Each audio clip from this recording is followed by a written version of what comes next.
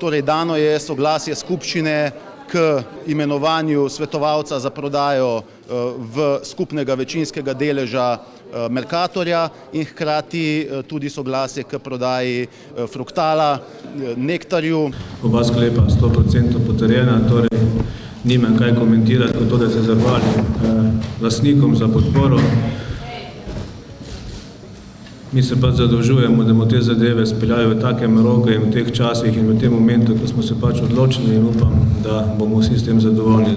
Glede na okoliščine, ki so žal kakršne so, glede na preteklo poslovanje, ravno 2 leti, 2 meseca je odkar je bila skupščina, po kateri je odšel takratni predsednik uprave, ki je tudi lastniško obvladoval družbo.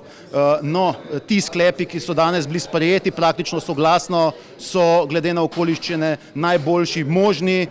Žal nam seveda je, da je prišlo do situacije, ko se je Pivovarna Laško, kot tudi nekatere družbe, znašla v takšni situaciji, vendar smo prepričani, da bodo te sklepi in modrost, ki je danes prevladala, kot kaže, pripeljali do uspešne sanacije in perspektive družbe za prihodnja desetletja oziroma stoletja.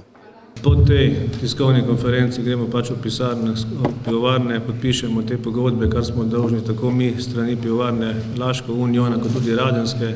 Te zadeve predamo naprej in potem se bodo pač stvari odvijale po nekem postopku, ki je za to predviden. Zdaj jaz ne morem časovnice, niti koliko partnerjev predvideti, upam pa, da bo to v čim krajšem času in da bo cena takšna, da bomo pač vsi zadovoljni.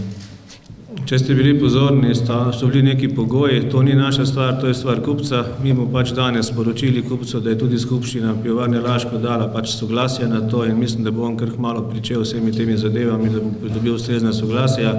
Closing je predviden za konec meseca novembra.